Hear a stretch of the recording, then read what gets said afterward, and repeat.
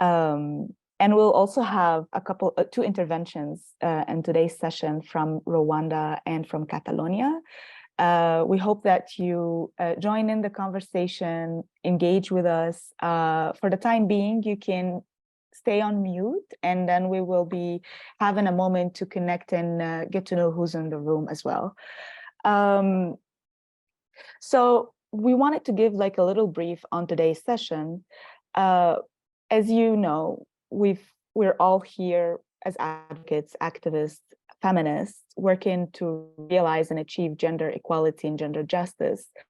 And one of the ways that we try to do this sometimes is by asking for more laws, wanting to enforce laws. And today, in this conversation, we don't have necessarily a lot of answers. We're here to be in conversation with you, ask more questions, reflect on what we've been observing as people who've been working in the gender equality, sexual and reproductive health and rights, and among other disciplines and fields for a really long time, to reassess our tools.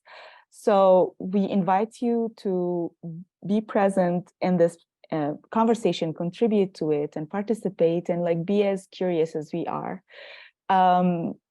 So the main question for today's session is, does criminalization always work to respond to and prevent maybe gender-based violence? I'm gonna go ahead and introduce our speakers. But I also would like for you to introduce yourself in the chat box. Tell us where you're calling from, what's your name, and maybe, tell us something about yourself so that we get to know who's in the room. And I'll start with Jasmine. Jasmine is the founder of Hidden Pockets Collective, is a nonprofit organization for sexual and reproductive health services for young people in India. She's an award-winning researcher and lawyer who has been part of feminist movement building nationally and transnationally. And next we have Oriana Lopez, who is a pansexual feminist from Mexico. She's an expert organizer, abortion enthusiast that believes social movements are the only way we can transform this world. Oriana is a member of research and co-coordinator of Vecinas Feministas for Sexual and Reproductive Justice in Latin America. Next, we also have Mado, who's a feminist lawyer, founder and former director of Partners for Law and Development, a women's rights organization. Mado's work focus on child early marriage, sexual and gender-based violence, targeting of women as witches, among other critiques of the predominant reliance on criminalization. And lastly, we have Toyin, who is the executive director of Education as a Vaccine, EVA, which is a nonprofit organization founded in 2000, registered in Nigeria and the United States to improve the health and development of children, adolescents, and young people. We're still curious who's in the room. Feel free to introduce yourself in the chat box. But maybe also another way to get to know you is a little playful. So we'll see how curious you are. And I'm asking session support to help me with. Et je demande aux responsables de la session de m'aider pour gérer les questions, notamment. Afin d'avoir cet échange, nous voulons savoir si nous avons les mêmes références, lorsque nous utilisons les mêmes mots, lorsque l'on parle de rêve. Est-ce que l'on parle la misma referencia cuando hablamos de las mismas? Is basically to see if the different pop-ups that we'll have on the screen will have the same reference across regions, across contexts, backgrounds, personal experiences. So let's see. Is the poll ready?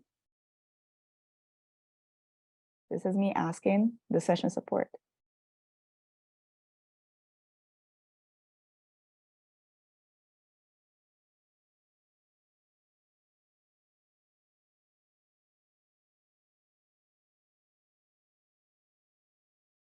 Also, Zoom is usually a very good place to practice patience, I guess.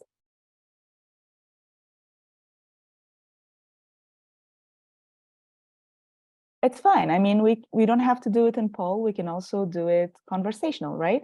So I'm going to ask everyone in the room, not just the speakers, who would like to participate in this little exercise to maybe respond to this question. So what thoughts and words come to mind when you hear the word survivor? You can either unmute yourself and let us hear your voice, or you can write it in the chat box.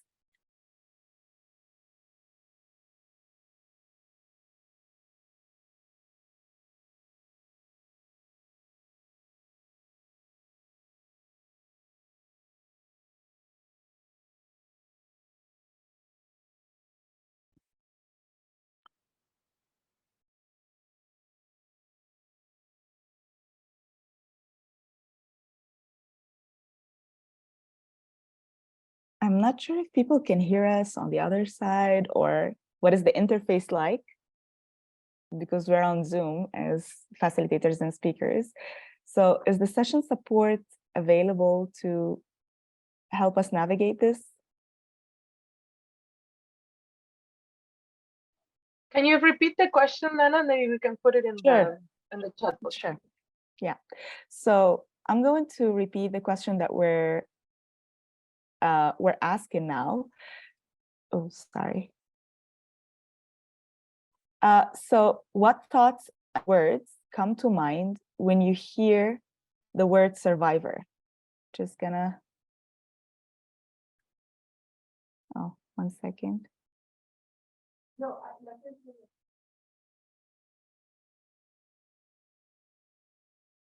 it's not giving me lots of options. Wait.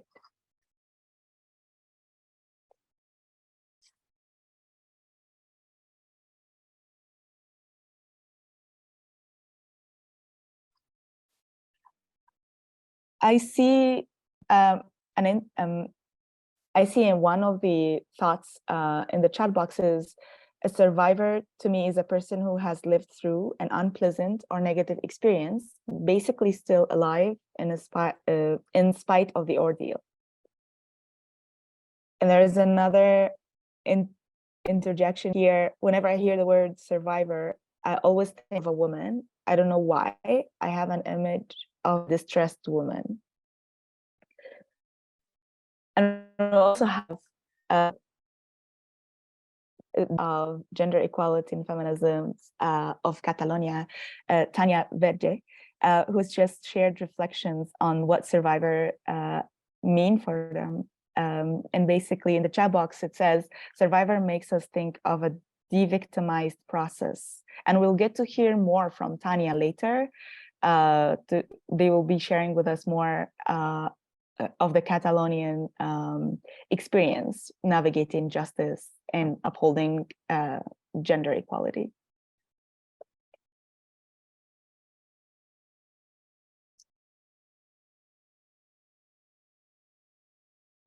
Madhu, would you like to share your thoughts around what do you think of when you hear the word survivor? I'm on a guest mode, so I can't scroll up, I'm sorry. I've written actually on top, which I've said that to me, survivor is somebody who's not just healed from the violation, but has also recovered from the vulnerability that enabled the violation. So, but we tend to use it very loosely and interchangeably with victim.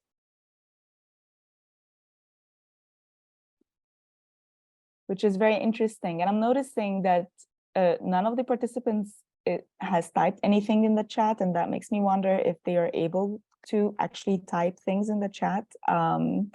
So we'll give it another go and see, because like now the second thing, I'm not really sure who's in the room. So that's the thing that is making it a little bit difficult to navigate.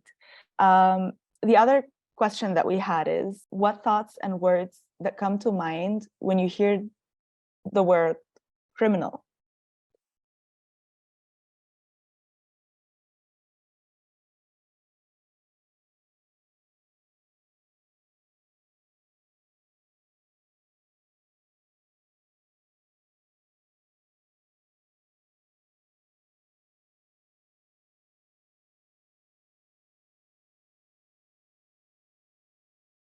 Oriana says she thinks of jail.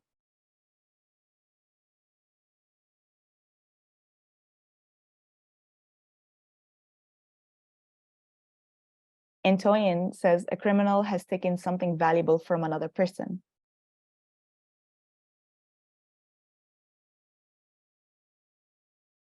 It's interesting how the same words for even a group of people who've been working together for quite a bit mean different things. And it's interesting, like those are the intersections and the gaps that we're trying to meet each other in and like dig deeper and understand more where we got those assumptions from, where we got those interpretations and from, and how they were formed by our own personal and collective experiences in different setups. Madhu also says, a criminal is a bad person. Is it odds with society? And Oriana adds, it's marginalization. So maybe let's start with our speakers, hear them more about like their own field experiences working with the criminal justice system. I would like to start with Jasmine. And for each speaker, you'll get 5 minutes per question. I have 2 questions for you. So Jasmine, we often hear survivor-centered phrasing thrown left and right. So we're just trying to exhibit. So from your work, to what extent do you think GBV legislations are survivor-centered or victim-centered? And what are the difference between maybe the two things, victim and survivor? Thank you, Nana. Like you said in the beginning of the session, I think so all of us have come today to reassess our own tools, the tools that we have been using in our own activist work. I am Jasmine. I am a feminist lawyer based out of India.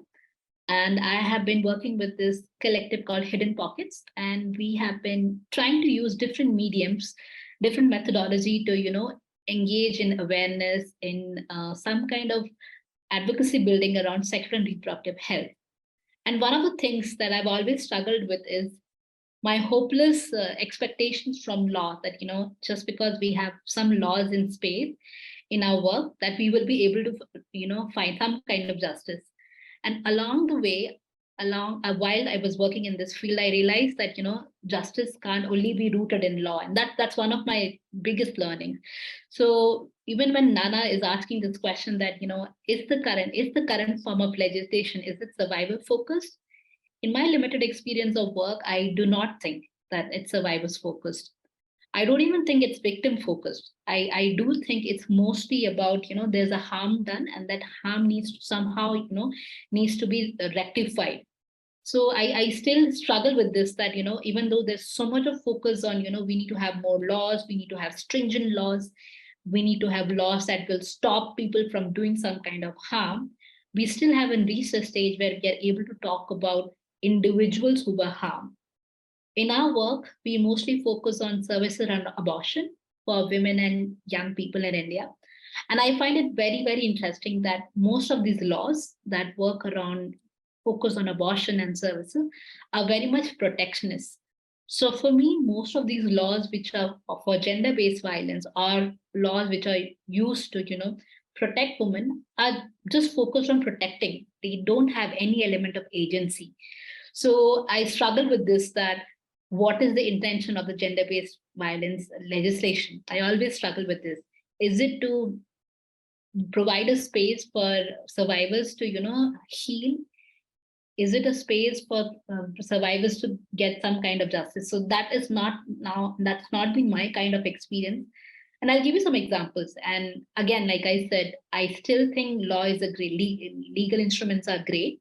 It's just that the current formal instruments are more focused on punitive methods. It's more focused on punishment. And that alone is not something that has been helpful for our work. So we work a lot around providing abortion services to women and adolescents. And I've often felt like, even though India has one of the most progressive laws when it comes to abortion services, it's still very much focused from a service angle where, women or people have to come and, somehow justify that why they should be given abortion. They are still very much focused on whether this abortion service is needed or not needed. So it's still not a service on demand. That we even have legislations which in a way might even punish the woman if she leads to a miscarriage on her own. So we have different elements of abortion legislation. Similarly, for adolescents, another protected category in the country, where if a young girl wants to seek abortion in the country, the first thing that needs to be done is she has to file some kind of report. She has to, file that there is some kind of violation has happened to her. Then only the service will be provided. So these are some of the examples which, keep bringing us back to this question that, is it focused on helping the girls and women? Is it focused on providing them with services first?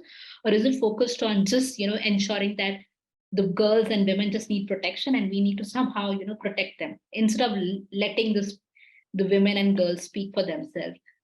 I also feel like, like there's no space of privacy. Again, in all these services, especially in India, where there's so much of stigma around abortion, we don't hear these concepts of privacy. So what I'm trying to say again is this, that even though gender-based violence legislations, their intentions at some level are to protect, but that's all it focuses on. It doesn't take the conversation further. It doesn't talk about the agency. It doesn't talk about what do the girls and women want. And it is not willing to have those conversations either. And I think so today's panel would be a great example on, should we take the conversation forward? What are the other methods? What is working across the world? And maybe, learn from each other's laws and how next time when we're asking for a law, what are the demands we feminists should be also careful of making from the state? Yeah. Thank you so much. Thank you so much, Jasmine. And what you're just sharing is really important, because we often also, as feminists and social justice advocates, we keep on stressing that we need services. So when we get the services, what should we look for? Like you just mentioned, the very important element, privacy, right? And I'm curious to hear what Toyin has to share around victim-centered, survivor-centered justice in Nigeria. Thank you, Nana. Thank you everyone again for having me. So the perspective I really want to share from our experience and our work is, I want to look at 3 levels of engagement. I would say it that way. So the first is talking about perpetrators and who are the perpetrators. It's usually intimate family members. We're talking about trusted people who are in, it's because most times when gender-based violence has happened, or a violation of sexual reproductive rights, it's a kind of breaking of trust, right? It's something that's mostly happens within the sphere of the person's intimate circle. And this makes it even more difficult for it to be reported in the first place. So the journey to justice starts from being able to come forward to say that this has happened to me and this was done by this kind of person to me. So it already gives it, it makes it very difficult. I'll give an example of, I always say this when we have this conversation, FGM. FGM is a violation, right, of the girls' rights, of the ladies' rights. But in our culture in Nigeria, it is perpetrated by women, older women in the family, because it's supposed to be a rite of passage. And so how do you report to the authorities that your mother, your grandmother, your great aunt is the one who has caught you, right? And we have, in the last few years, succeeded in having most of the states or many of the states, if not all, where this is very prevalent, having specific laws that criminalizes it. But the problem still exists. And the question is why? There's definitely an issue. We've even seen communities come out to say, community leaders come out to say, oh, we are abandoning the practice. So what's stopping it what is making it not, stop? So there's that part of who the perpetrator is and how our communities, are formed, are normed around coming out to say somebody who is this close to me has done this. And that's an aspect that we do need to talk about when we start talking about legislation for this kind of issues. Another thing I want to talk about is the state actors. And Jasmine mentioned something around, you know, when somebody has gone to report, for example, and, you know, the law enforcement officers, you don't have privacy, they don't even have a right attitude of, you know, speaking to the person in a way that is empowering or in a way that, you know, really puts the survivor at the center. So they can keep people at their, in our experience, we've seen this happen. And if you talk to a lot of people who respond to these issues in Nigeria, it's a harrowing journey. They can keep people in the stations for long hours and ask you questions that are unimaginable, you know, ask you questions that break you, it will make you like not want to come back the next day, when you definitely even have to show up the next day and show up for many other days until the case gets to a certain place. Most times, even the people who are responders, who are accompanying survivors, you know, are brutalized by the attitudes of the people who are law enforcement. And so this is all a part of our criminal justice systems. And how do you get justice in this kind of a setting? It's impossible, as far as I'm concerned. And of course, it demoralizes survivors, it demoralizes families and their support systems, and people would rather not have to deal with that kind of experience when it comes to, going for justice. And the last perspective that I want to share from our experience also is the aspect of the community. Now, we're here talking about what's happening in our contexts in the global South, and I know that, you know, we have a lot of similarities. We come from places where, you know, your community has a huge impact and influence, you know, on your life, on your experiences. And you would find issues of bodily rights or bodily matters are talked about, sexual rights, sexual health, reproductive health, because it's shrouded in a lot of secrecy. It's not spoken about in a way that is empowering. It's taboo subject. It also makes it extremely difficult to discuss sexual rights violations. And so within communities, we know that there's a lot of stigma still attached to somebody saying, my body has been violated.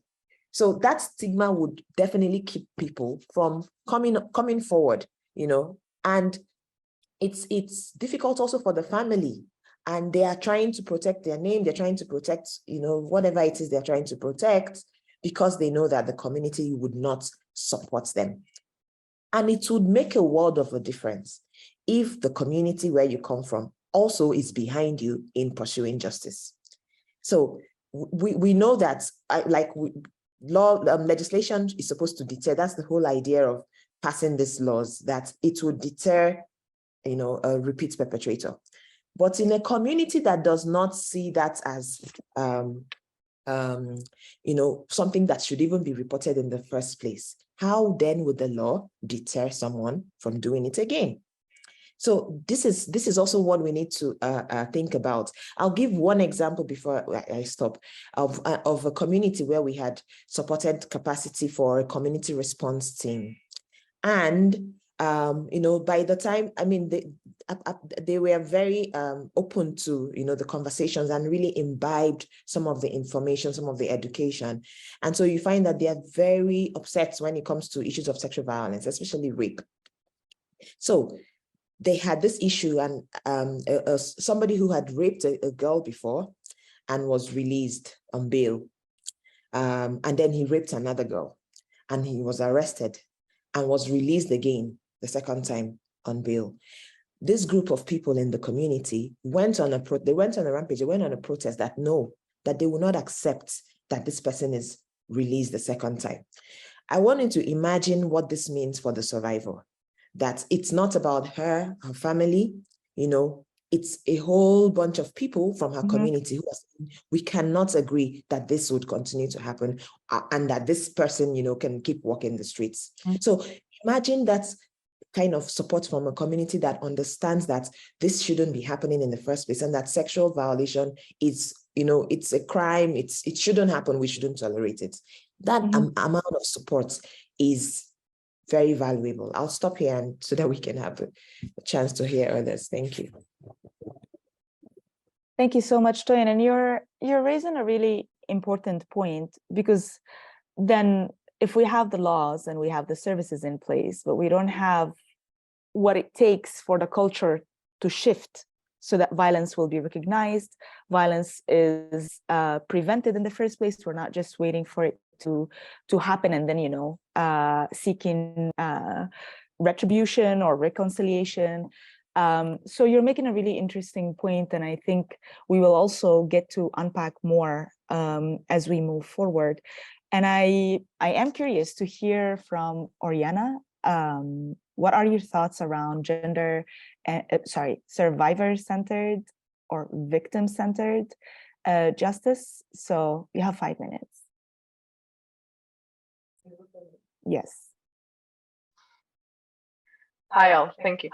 I think I agree with most of the things that have been shared already, but one thing that I would say that has to do with being survivor-centered has to do with whether we recognize that going to a police officer is actually your right. You don't need to, after being attacked or after surviving whatever happened to you, you're not obliged to actually go to the justice system, and I think that is something that is happening more and more, even from feminism, that we are trying to impose that as an obligation for survivors, that they need to go out there. And what we need to be real about is that this is what's happening.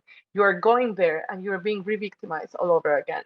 So why are we demanding them to go to these instances when they are not fully trained to actually provide any support or provide any justice? And then again, this was the idea of the exercise. Like, what do we mean when we say justice? That's going to mean very different things for everybody.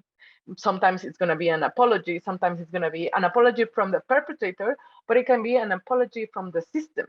It can be also like what kind of solutions or reparations are going to be feasible from the state, from the system, or from the perpetrator themselves.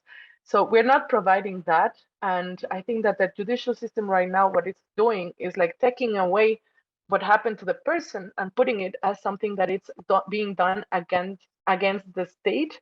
And I think then it becomes something that it's further, for me, a violation of their rights, because then they cannot even own what happened to themselves. It then becomes something that it's being done to the state, to the government, to the system, and it's removed from their control in terms of what they can look for or ask for. I think that the victim or survivor approach, I mean, like in terms of what do we use, either using the word victim or using the word survivor, it also has psychological aspects into it. So like, to acknowledge that you were a victim, it also acknowledges that there was somebody else that was doing a harm to you, and that you were not, you're not guilty for what happens, because then many times it is something that comes, especially when it's related to sexuality, that you feel like you were guilty. So acknowledging that you are a victim in that sense, that you didn't deserve this, it's something that victim can have, like the framework of the framework of victim makes a sense in a way of healing and understanding. But when we do that and we're condescending, then it doesn't work. And that's when we use the word, and that's why we're trying to change, because at the social level it becomes very condescending, because it looks like you're weak, and then therefore you're a victim. And what we're trying to do with the word survivor is showing how much strength there is to be able to go through all that and be strong, be there and ask for justice. That requires a lot of strength. So, but these are two ways of figuring out, and just being careful that when we use victim, we're not using it in a condescending way, but rather something that is also what the person that is going through refers to the best. So if the person prefers to be referred as victim or prefers to be referred as survivor, is something that we should also be thinking about and even ask and be mindful. If we want to have that person approach framework, that includes asking how do they feel, how do they envision themselves, you know, like, and it's a broader process. And I'm trying to think not from the lawyer side only, but also because we should be supporting. And part of the support, it has to do with the mental health part of that. So of course, the physical health and other parts, but it's how do we make that, it's a holistic approach that we need to have. And it's not only through the judicial system that we're going to have that kind of response back to what's happening in terms of injustices against people, right? Thank you so much, Oriana. This is really helpful to also for us, like to rethink how we use these words, how we go about them, and how deliberate we are in our choices, because they are not just semantics, right? They are also frameworks, as you were mentioning, and they're also policy demands in many of the instances. If we're asking for services to be victim-centered or survivor-centered, and and so on. So like it's really important to think about it from that bird eye view. And I would like to go back to more specifics with Madhu. If you could share with us some of your thoughts and reflections around victim-centered / survivor-centered justice in India. You have 5 minutes. Thanks. I'm representing the work of Partners for Law and Development in India, and a lot of it has been learning through the research we've done through our community-based partners to look at how law works on the ground. So I'm going to tie up the former question that you asked with the question on how I visualize survivor-centered justice. Is that, you know, the struggle, I mean, the laws as they stand do not center the victim or the survivor at all. Large part of our struggle for law reform on violence against women has been to get recognition for specific forms of violence as offenses. So it's all about definitions and expanding the scope of the definitions and calling something a wrong in law, labeling it as an offense that is punishable. But actually, where does the victim stand? Because when, and you know, it's both in law as well as in practice, we see on the one hand, every law we have, from domestic violence to the child marriage law to the rape law, all, you know, the broad spectrum of offenses, every time a victim goes to register a complaint to the police, it is not registered. It is an uphill task. So, you know, even when women do access the system, it is impossible to get a case registered. You have accounts, innumerable accounts of women being told that violence is normal, or that, you know, in cases of child marriage, her family gets to know she's approached the police and then she's whisked away. And, you know, so there are endless examples like that. Now, contrast this against situations where amongst marginalized communities, suddenly the police will just swoop in and arrest. And we've seen earlier this year, in one of the northeastern states in India, mass arrests of thousands of couples and men and families was undertaken on the basis of child marriage. Some of them had married 5 years back, they had children. They hadn't reported. So the information was sourced through the public, the health providers, and people were arrested. So in a sense, the victim is, and her voice becomes immaterial. Even in the way the model child marriage law globally, the SADC law is visualized, it is the age that defines the violation. The victim's voice is immaterial. So I think that given how we are seeing and we also know that criminalization targets the most marginalized communities. So why would those communities, whether it is for, the example of FGM that was shared, or it's the example of, child marriage in India, why would those communities go and report matters? Because they've only seen the brutal side of criminalization. They haven't seen redress. And so I think when we know how the law works, and now we've got enough evidence to see how, the law functions in reality, we have to sort of foreground the fact that when we recognize violence against women in whichever form, we have to address the consequences for the individual and the community. So how do we do that until we create some form of reparative justice?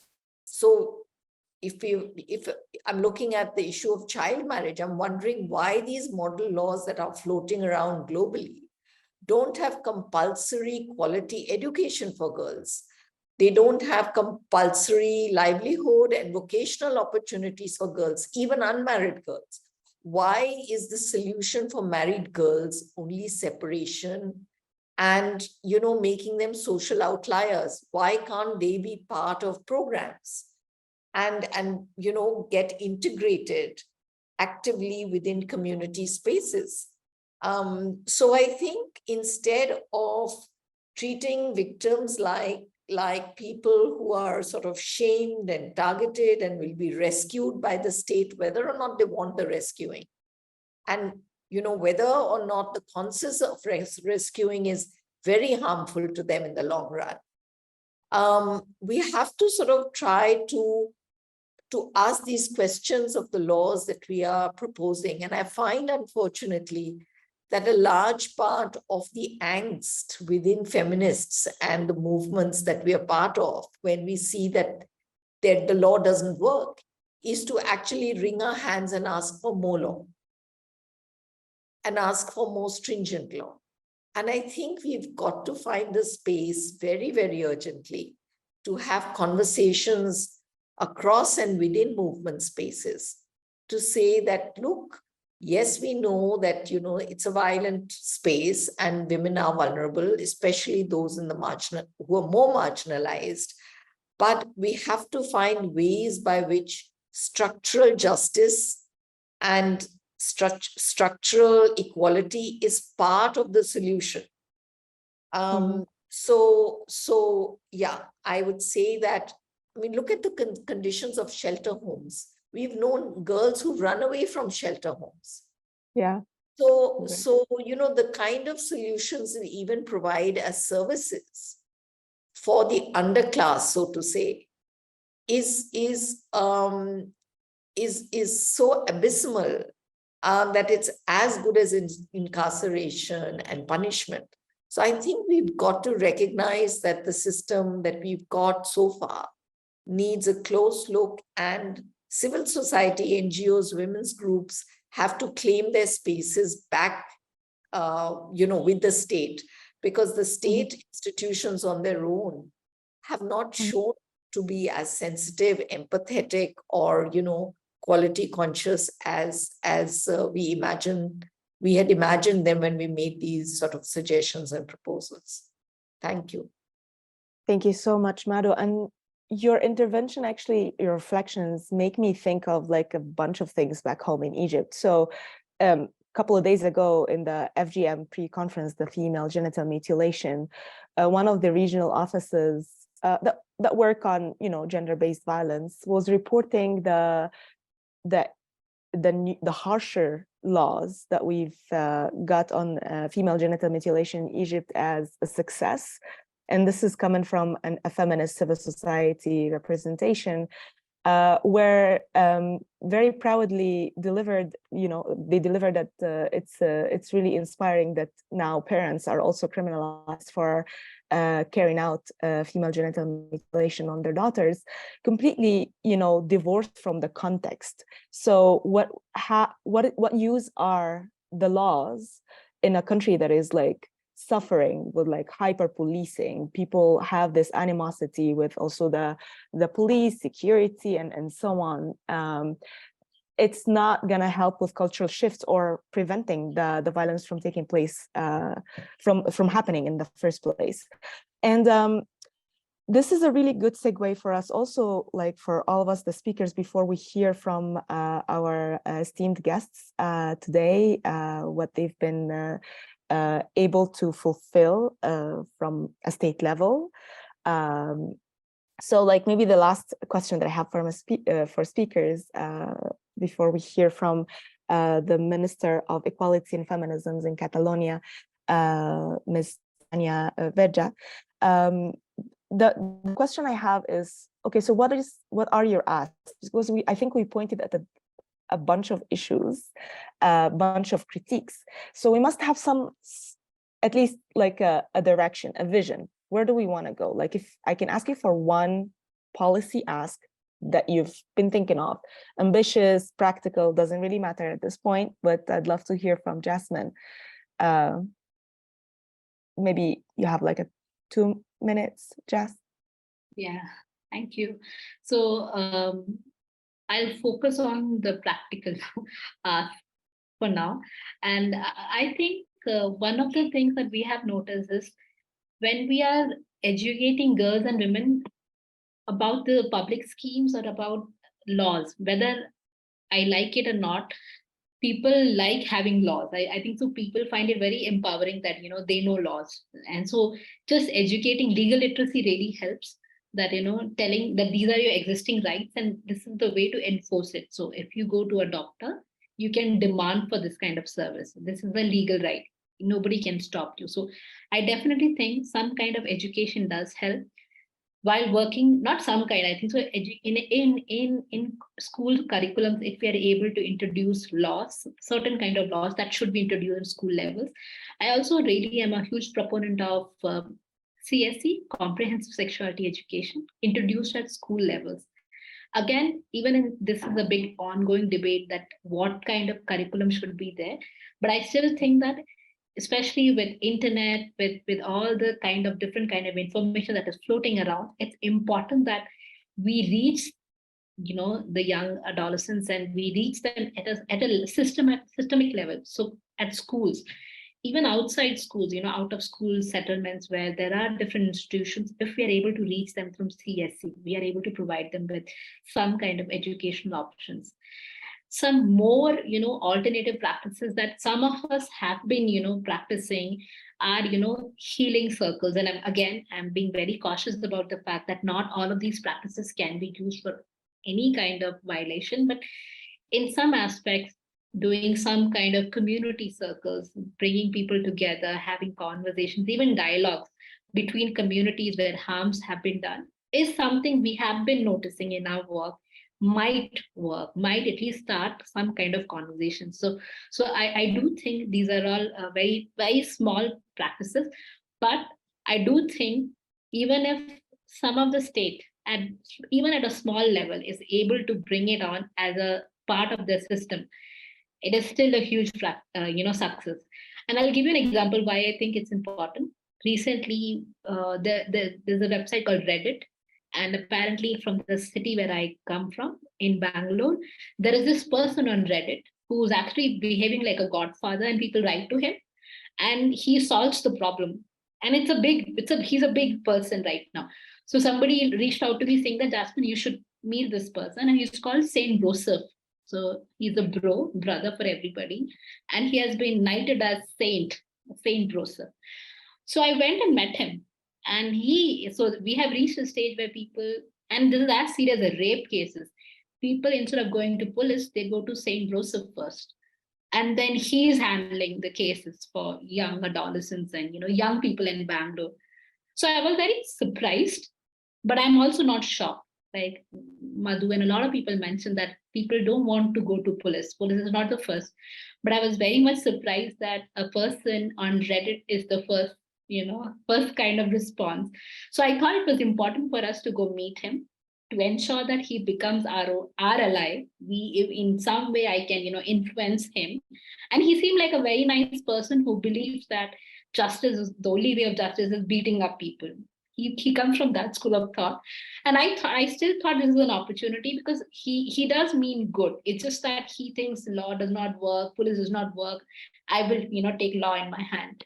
So I think that these are all important conversations, and we need more and more allies, because there are people. I mean, people have found solutions on internet. Now we have self-declared godfathers coming from different smaller towns, and I'm sure we have similar examples in different parts of the world. But I'm just sharing, people choose. If law doesn't work, people choose their own practices. So it will be good that some of the feminist practices that we think as our success, we are able to convince the state government, if you can introduce this as a practice, even if it's a small level.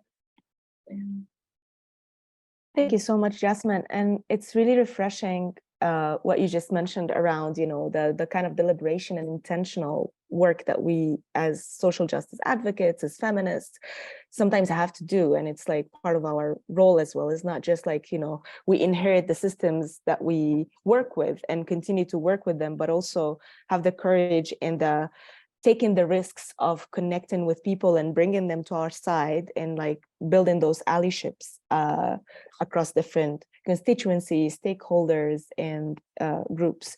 I would like to hear from you, Toyin. What would be your entry point then for an ask, pertaining to all of the points that you made earlier?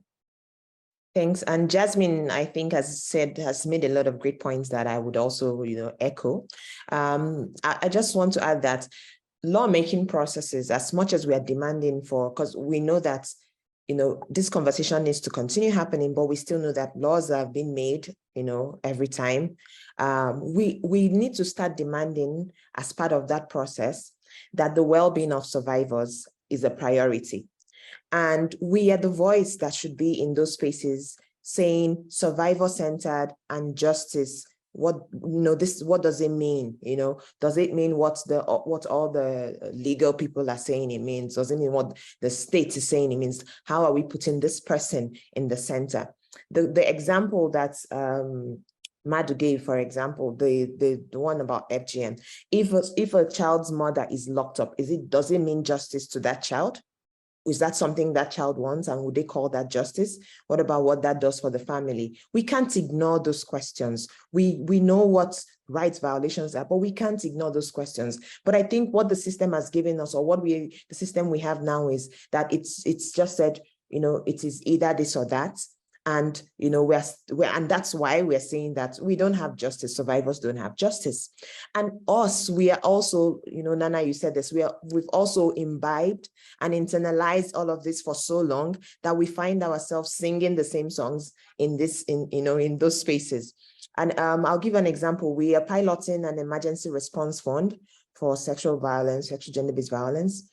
And we are seeing that we're providing small funds to people who are responding, in the first 72 hours. We're seeing that the responders, who are also people from our space, yes, of course, not all of them feminists or activists, but that they are very quick to, receive resources, to go to the police, to get to the hospital, to do all of this. And not once in the many cases that we have handled recently has anyone said the survivor needs psychosocial support.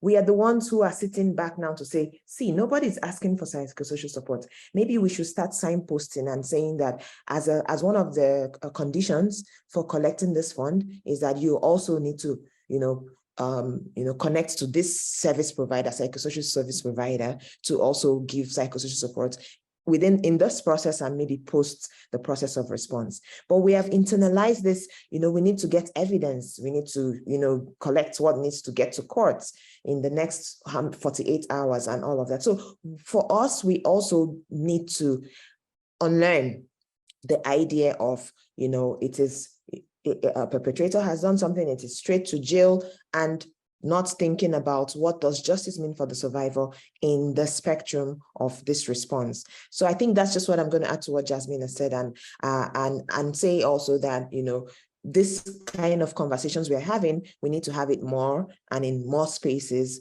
and raise consciousness around this issue of saying survivor-centered and justice and what that means for different survivors. Thank you. Very, very true, Toyin, especially in platforms like the one that we're in now, where solutions, like there's so much pressure for us to produce solutions all the time. There is no time for us to pose questions, to just like take a second and try to think of like all the historical mobilizations that we've, you know, that not just the feminists, but like social justice movements have been gearing and steering, like trying to get justice for everyone. Like, don't we get just to stop and reflect if things are working or not? Are laws really the only answer that we have? I think we've been quite critical in this conversation about this, given all the work that we've been doing also independently and as a group. And I would like to hear from you, Mado. What would be your entry point, given all the issues that you raised earlier? Yeah, so I would say that laws, of course, are necessary, but they work within an environment. And how do we create that environment? So I would like to see textbooks in schools recognize the history of gender-based violence, sexism, and so that it becomes part, along with other intersecting forms of violation, so that that awareness of injustice comes collectively at a very young age. We're a society that's not blind to this. We own our histories, whatever they are, the good and the bad, and then we can work with that. So I would like to see that, including through popular culture. I also think that if there is justice process through law, there should be counseling, meaningful counseling, because we use the word counseling, but in fact, I don't see that available in India. Somebody will ask you your name and what happened to you, and that is counseling. So I think we need to really figure that one out. And the counseling is not only important for the victim, but for her family, and a collective counseling, so she's not re-victimized and stigmatized at home and within the society. So I think those collective processes are important so that people can own their violation and move forward. And also, I do think that where in cases of grave violence and violations, you know, to get some kind of succor from the state, where the state will say, we failed you, and here's a job, or here's a something, you know, there has to be a support available so that you're not dependent on your family and the same social structures from where, you know, the violence resonated. So I think that is something that in an ideal way, in an ideal society, just as in the army or in some of the, you know, government postings, if a family member dies, then another family member gets a job. So victims of violence, at least grave violence, should be sort of eligible for state programs and affirmative action and so on. So I would like to see those pieces in place that make the law at least make sense, rather than one kind of, you know, process where the victim has to use all her resources to sort of pursue whatever law frames as justice. So yeah. Yeah, I agree. And you said something very important, Madhu, moving forward, right? Because like earlier when we were starting the conversation, we were talking about criminal, survivor, and it sounds as if it's an identity, right? It becomes this box that you're stuck in like forever, and there is no chance for people to and communities to move ahead. It becomes this individual experience, as if it's like decontextualized, ahistorical from all the systems that we're living in, under, and within. And I'm curious to hear what you think about this, Oriana. Thank you. I think that, I mean, everybody have said wonderful things right now, but I am also trying to think about, like, yes, we're too late when we're coming and the violence already happened. But there are so many different things that are going to create violence. And for me, it's how are we making sure that the inequalities are not there? in terms of like, you know, like economic inequalities, gender inequalities, like all of these are creating, you know, like harvesting a lot of violence among each other. So I think that we need to make structural changes and actually like give social support and all of the other things. Quality education, of course, for me, comprehensive sexuality education has to do with talking about sex, talking about sexual relationships, and also talking about power imbalances between genders. These kind of things need to be taught, so that we need to start like looking ourselves from a different point of view, but also equal, you know, like having education on how to de-escalate situations instead of escalating situations. I also think that there are alternative ways of justice. So these things that Toyin was saying about like having other narratives of what justice means, so that we don't understand automatically that jail means justice, but you know what else means justice? Justice means also healing, and you know, like, and you can heal with many things. Art is one way, therapy is another. You know, like all of them together, and just I'm afraid on how we can give alternatives that are more like, I'm gonna say, peaceful, because I feel like there's a lot of these alternatives are becoming a lot of vengeance. Like, for example, all the cancellation culture that is also an alternative of what people are looking for when they don't get justice, is doing this kind of very violent response, because you're isolating the person. And this happens not only with perpetrators of rape, it also happens among each other as feminists. You know, like we're creating this culture that is not allowing anybody to make a mistake, own it, apologize, redress, and then move forward. We're not, you know, even when we create alternatives, we are like escalating violence instead of de-escalating. So I think that we need more tools in terms of that. Thank you, Nana. Thank you so much, Oriana. And I think this is such a great way to move forward with our conversation, because you know, like, speaking of those identity-based experiences that we are nurturing and like supporting through the way that we look at violations and mistakes sometimes, and like crossing boundaries in very binary ways, in very rigid ways that don't really allow us to be humans, to understand, reflect, unlearn, and be able to make amends in ways that are not also prescripted or forced. And I would, it's so much pleasure for us to hear from Tània Verge, who's the Minister of Equality and Feminisms in Catalonia. We'd like to hear some of your to hear about your efforts in intervening and stepping up from a state level to uphold gender equality, but also to seek redress for gender-based violence. You have the floor.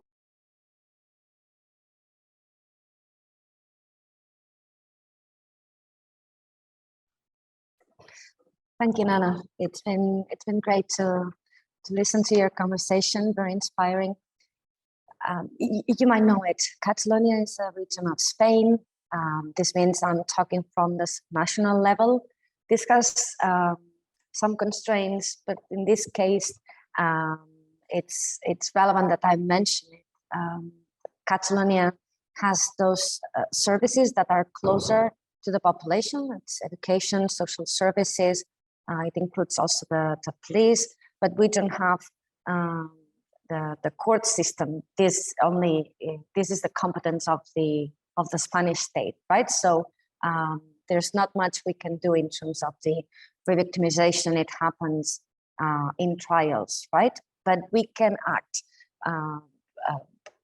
in all different domains.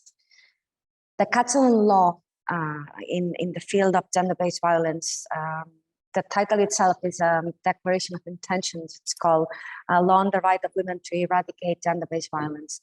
It includes all forms of violence, physical, sexual, psychological, economic, digital, vicarious, when the perpetrator uses the children, right, to harm the mother, violation of sexual and reproductive rights and obstetric violence, and also second-order violence, the one that those that protect, defend, accompany survivors might also experience because of that.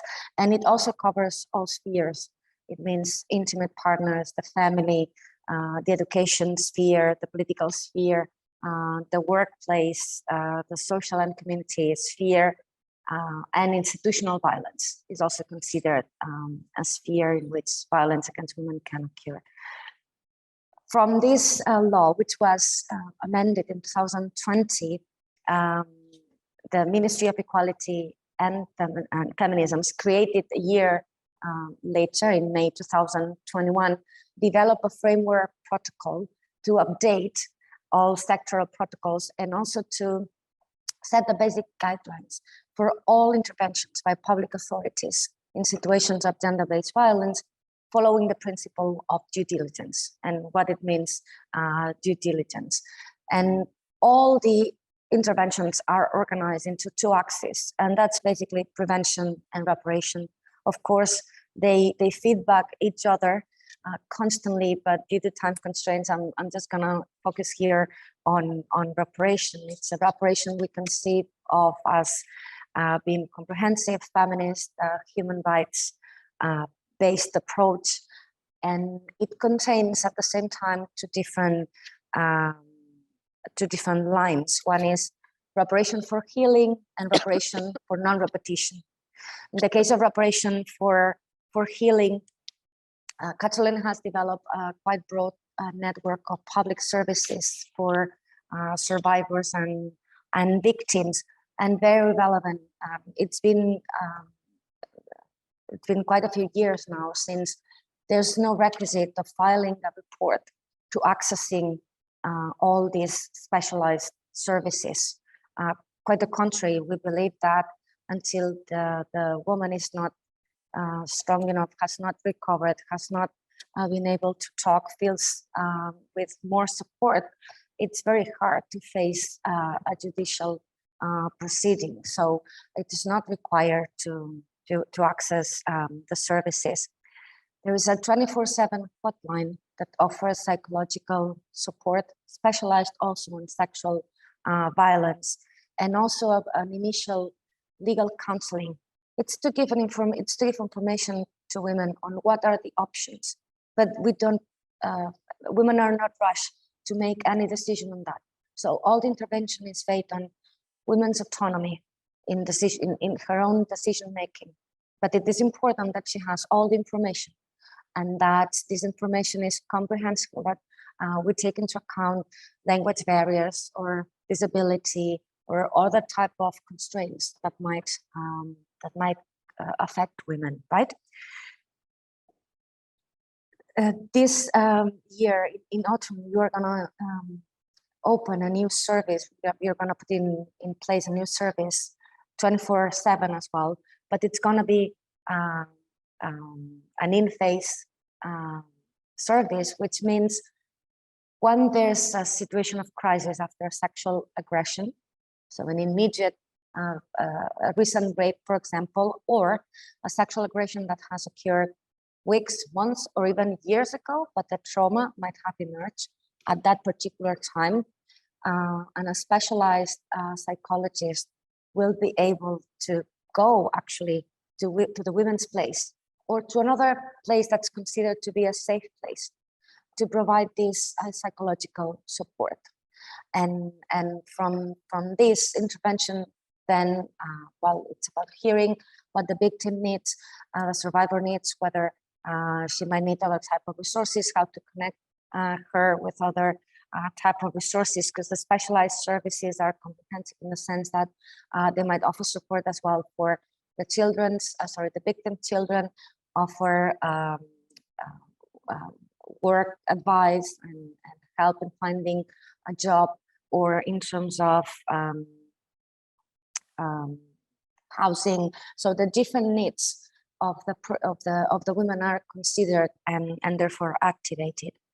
The basic idea is to restore rights, so to restore the effective access to all rights, and we are pushing this frame throughout the different spheres. For example, at the education level with universities are obliged to have their own protocols in cases of gender-based violence, but from the government, the Ministry of Universities, as well as Equality and Feminisms, have outlined a framework protocol for the educational level, specific for universities, in which universities have to take care, have to support victims, regardless of where the violence occurred. So even in cases in which the aggressor, the perpetrator, is not part of the academic community, it doesn't matter, because the support the university can provide in terms of, for example, delaying the exams or taking into account, well, the person might need to miss classes because she's receiving legal or psychological counseling, you know. So the idea that all public administrations, all public institutions must accompany the victims, regardless of where or when the violence happened, just to make her life easy, to help her heal, right? And be careful throughout all this process. We have also introduced a scholarship for the continuation of university studies, or for the start of university studies for victims of intimate partnership, sexual violence, female genital mutilation, enforced marriage, or human trafficking. And we are working now with the Education Ministry to expand it to vocational training as well. So it's a signal we send to women: you'll survive, we'll be with you. Of course, many women might decide not to continue studies for several other reasons, but that option in any case is on the table. It's another socialization space, right? It's a reminder that we can continue with our lives. We can be survivors rather than victims. It's this de-victimization process I just wrote in the chat at the beginning of the session. And then, of course, reparation for non-repetition. And here the focus is very much, besides on prevention, which I'm not going to talk about it here, on the detection and transformation of institutional violence. And as I said, this required the update of all sectoral protocols, for example, the health system or the police protocols, right? So that they learn to identify what interventions could lead to victimization, and also an enhanced coordination, because we know that lack of coordination by public authorities at the end means delays, means repetition of declarations, means several instances in which women, you know, institutions make the road much more difficult for women. It includes training to personnel of public services, starting by the very same services, the specialized services on intersectionality and anti-racism, so that prejudice might not filter the needs, the women's needs, or the type of counsel they might need at the time. We have also increased the economic reparation for victims and eliminated the re-victimizing requisites, those that we believe were re-victimizing victims. For example, for survivors of sexual violence, we have suppressed the medical and forensic accreditation of sequels, because violence is violence, sexual violence is violence. We might live it differently, it might affect us differently in different moments of our life, according to our age or other vulnerabilities, but we don't want women to be re-victimized with someone deciding this is more serious, this is less serious, so you deserve less, right? In cases of femicide, there's no need of court rulings on prior instances of violence, because it might just occur one time, and that's when the woman is killed, right? Or in cases of vicarious violence, there's no need of judicial proceedings. The police report suffices. We're also working on an action plan to eradicate obstetric violence in violation of sexual and reproductive rights in the health system. And this will include both defining indicators so that the health system can track on the practices that need to be improved and reparations be established. Also for women, for users of the health system, to identify how the rights translate into practice, what you are entitled to as a user of the health system, and also training, specific training for doctors and midwives. And if I still have 30 seconds, in the case of femicides, we have developed specific forms of reparation and coordinated action to prevent institutional violence from occurring. On the one hand, we have a protocol that establishes an institutional coordination between the emergency services, be them health services or police services, but also social services, in case there is children, right, that need to be taken care of, or the gender-based violence services. We also put we also provide a crisis intervention service for the family of the victim, but also for the victim's entourage. That might be the neighbors, the school, co-workers. That might even be the person from the hotel reception in which the victim was killed. That happened 2 years ago, right? So this psychological service that it has a communitarian approach. It's not just for the victim's family, but also for other groups. The accompanying to city councils as well. Sometimes the city councils are very small. They don't know how to cope with this situation, what services to activate, or how to get access to the services that the government also provides, such as covering the cost of the funeral, or the transfer, or the repatriation of the body, so that the victim's family does not have an extra economic cost, right? That adds violence to the violence.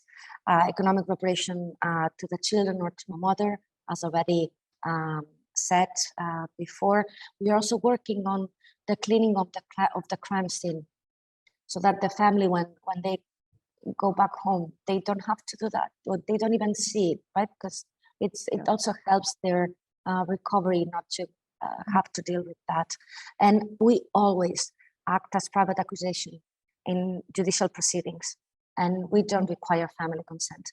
We cannot be dependent on the family consent. Sometimes the victims, families from abroad, it might take weeks until we get access. Sometimes the victim, for whatever reason, has lost touch with the family. Our law is also trans-inclusive, and in some cases, the family did not accept that the trans women, the family did not accept their daughter to be a trans woman. So we cannot be dependent on having the family's consent. We believe this is a public interest to act as a private accusation on those cases. I think that's already the 5 minutes, but yeah. Thank you very much. This is truly, truly inspiring for all of us, because it's not just ambitious and inspiring, it's also very practical, right? It's posing this question of, like, what if the infrastructure themselves are accommodating of, are accommodating of this longevity, right? Because as mentioned earlier, the time goes slower sometimes for people recovering, people healing, people trying to find their way back. So, and it's really incredible to hear it being, by design in the infrastructure, that all of those regulations are